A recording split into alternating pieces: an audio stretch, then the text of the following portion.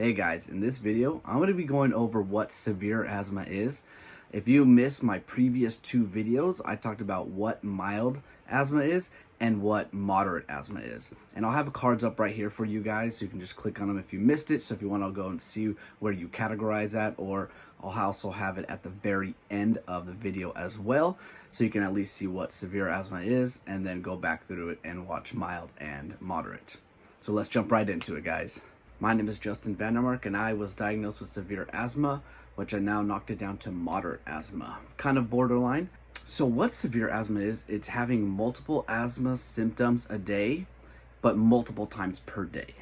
And then usually when you have severe asthma like I used to have, just your fast-acting inhaler or any type of asthma medication doesn't really work, and that's when you got to rush to the emergency room. You know, they'll do breathing treatments there. I tried doing breathing exercises, especially when I got real bad. You know, obviously I got in the car or I had somebody take me to the emergency, but in that meantime I would just try to do some diaphragmatic breathing exercises, which is using the diaphragm to help slow your heart rate, which decreases the amount of oxygen you're trying to push throughout your whole body. So for treatment of severe asthma, obviously, it just goes straight to the emergency room. If you can't breathe, use your, fast-acting inhaler. I have a albuterol again, so that's what I use. Sometimes it doesn't work. You will definitely have a higher dosage again of that corticosteroids, whether you take it as oral or you take it with inhalation. It's going to be higher dose, and that's supposed to help also alleviate those symptoms of severe asthma. But of course, I just keep saying this because the first thing you got to do is always just go to the emergency. Always go and get somebody to come help you to get there, or 911, because when you have severe asthma, that is the more likely one that will lead to death. Mild and moderate don't really lead to death unless it's just not treated. So now that we know what severe asthma is, let's jump into how to get it. And majority of the time for severe asthma, it is usually starting off with mild or moderate, and it just builds its way up to severe, especially if it's not treated correctly.